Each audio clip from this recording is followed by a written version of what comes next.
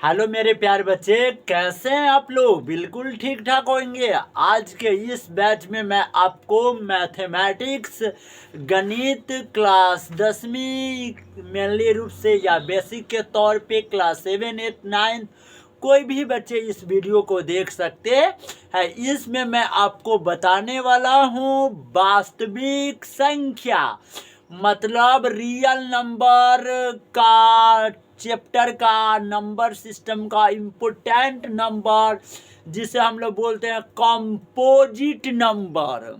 अब भाज्य संख्या नहीं, भाज्य संख्या लेकर आ गया हूं। अब भाज्य संख्या तो हम लोग पढ़ लिए, यदि नहीं पढ़े हैं तो कमेंट बॉक्स में पिन लिंक को पिन कर देंगे। उसके बाद आई बटन में भी लिंक दे देंगे, और नहीं तो डिस्क्रिप्शन में तो लिंक रहेगा ही रहेगा, समझे। ये कंपोजिट नंबर जो है, इसका दूसरा नाम यौगिक संख्या भी होता है या भाज्य संख्या भी इसको बोलते हैं। आज के क्लास में आपको क्लियर हो जाने वाले हैं, केवल और केवल बात होगा भाज्य संख्या के बारे में, यौगिक संख्या के बारे में। इसके बाद आपको एक भी डाउट नहीं रहने वाला है, इतना हम गारंटी देंगे आप लोग को। पूरी यूट्यूब पर ऐसा वीडियो आपको नहीं मिलेगा, नहीं समझे। एक बार देख लेने के बाद आपको दिमाग में बैठिए जाएगा, इस बात को ध्यान से रखिए, ठीक है। आइए तो लेक्चर स्टार्ट करते हैं। हमारा है भाज्य संख्या। भाज्य संख्या जिसमें खूब भाग लगे ओकरा हम लोग बोलते हैं भाज्य संख्या। जिसमें खूब भाग लगे, जो बहुत सारे कंपाउंड से बना हो। यौगिक संख्या का मतलब होता है बहुत सारे कंपाउंड, जैसे कि 16 आपका सम संख्या, लेकिन 21 आपका विषम संख्या। तो बहुत सारे ये संख्या से मिल के बना है ना, इसलिए इसका नाम हो जाता है दूसरा यौगिक संख्या। भाज्य संख्या का ही दूसरा नाम हो जाता है यौगिक संख्या, कंपोजिट नंबर, कंपाउंड नंबर, जो बहुत सारे संख्या से मिलके बने। आइए इसके मेन रूप से हम लोग परिभाषा को जानते हैं। वैसा संख्या जिसमें एक और स्वयं के अलावा और संख्या से भाग लग जाए, तब इसको हम लोग बोलते हैं भाज्य संख्या कहलाता है। सुनिए, इसमें क्या होगा कि एक से भी भाग लगेगा, नहीं समझिए, और स्वयं से भी भाग लगेगा, एक से भी और अपने आप से भी भाग लगेगा। लेकिन इसके अलावा कोई और संख्या से भाग लग गया ना, तो समझिए वह भाज्य संख्या हो जाएगा, यौगिक संख्या। जैसे चार में आपका 2 से भी भाग लगेगा, 4 मतलब खुद से भी भाग लगेगा, 1 से भी भाग लगेगा। 6 में 2 से भी लगेगा, 2 तिहाई 6, 3 से भी लगेगा, 3 दूना 6, स्वयं मतलब 6 एकम 6 भी लगेगा, और 1 छक 6 भी लगेगा। 8 में 2 से भी लगेगा, 4 से भी लगेगा, 8 से भी लगेगा, 1 से भी लगेगा। 9 में 3 तिहाई 9 भी होगा, 1 नामा 9 होगा, 9 एकम 9 होगा। 10 में 10 के खुद 10, तो 10 एकम 10, फिर 1 से 1 नहाई के 10, लेकिन 5 दूना तो भी 10 होता है ना, 2 पंचे भी तो 10 होता है ना। जिसमें एक और स्वयं के अलावा और कोई संख्या से भाग लग जाए ना, तीसरा पार्टी एंट्री मार दे, थर्ड पार्टी, तब हम लोग उसको बोलते हैं भाज्य संख्या।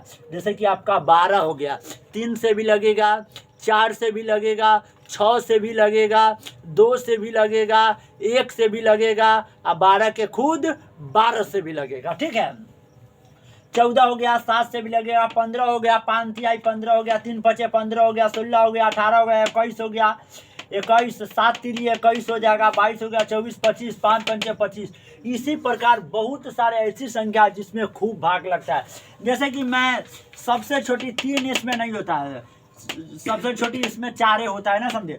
4 की अपना 4, तो 4 एकम 4, ये खुद से भाग लग गया, स्वयं से भाग लग गया। अब एक से लगना चाहिए, तो एक चौका 4, लेकिन इसके अलावा और कोई संख्या से भाग लग जाए तो 4 में और क्या चीज़ से भाग लग सकता है, पूरी कटना चाहिए ना, समझे। तो 2 दूना 4। उसी प्रकार 1 2 ये 3 संख्या से भाग लग गया है। 4 मतलब स्वयं से, 1 मतलब 1 से, और 2 मतलब इसके अलावा और कोई संख्या से भाग लग गया, तब जाके हम लोग 4 को बोलेंगे कि 4 हमारा भाज्य संख्या कहलाता है। अब 9 के खुद कितना 9, तो 9 एकम 9 कैंसिल। उसके बाद 9 में 1 से भागते, 1 9 तो 9 डिफिनिट है कि 1 से भाग लगिए जाएगा। 9 में और कुछ से भाग लगेगा तो आपका 3 से लगेगा, 3 त्याई कितना होता है 9 होता है। हो गया डाउट क्लियर। अब नोट है हमारा, सबसे छोटी भाज्य संख्या कितनी होती है 4, और सबसे बड़ी भाज्य संख्या कितना हो गया हमारा इनफाइनाइट हो गया। और याद रखिएगा भाज्य संख्या को ही यौगिक संख्या भी कहते हैं।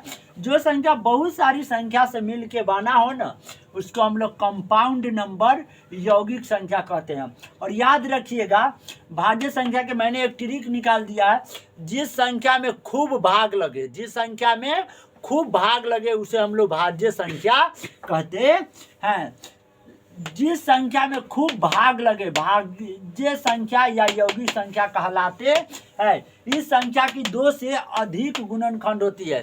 भाज्य संख्या में क्या होगा, खूब भाग लगेगा, तो जब खूब भाग लगेगा तो इसका गुणनखंड भी कुछ ज़्यादा होगा। जैसे 4 का गुणनखंड में आपका 2 भी आ जाएगा, 1 भी आ जाएगा, समझे। तो इसका कितने गुणनखंड हो गया 3 गुणनखंड। 8 में आपका 18 में आपका 2 के पहरा में भी 18 आता है, 3 के पहरा में भी डबल 3 आता है। लसन निकालिएगा तो आपको पता चल जाएगा।